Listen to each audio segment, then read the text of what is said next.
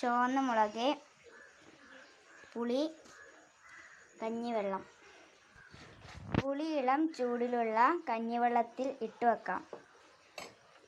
Gas on ചെയ്യുക. ചട്ടി ചൂടായതിനു ശേഷം വെളിച്ചെണ്ണ ഒഴിച്ചു കൊടുക്കുക. ചുവന്ന മുളക് വഴറ്റെടുക്കുക.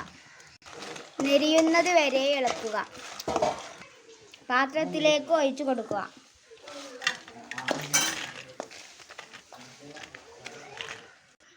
ചട്ടി ചൂടായതിനു ശേഷം ചീരുള്ളി അതിലേക്ക് ഇട്ട് കൊടുക്കുക.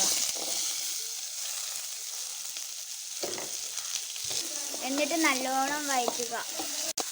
ബ്രൗൺ കളർ ആകുന്നത് വരെയും വഴറ്റെടുക്കുക.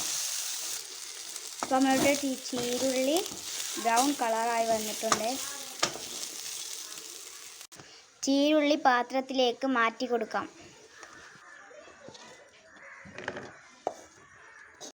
അപ്പോഴേക്കും പുളി പൊതിർന്ന് വന്നു.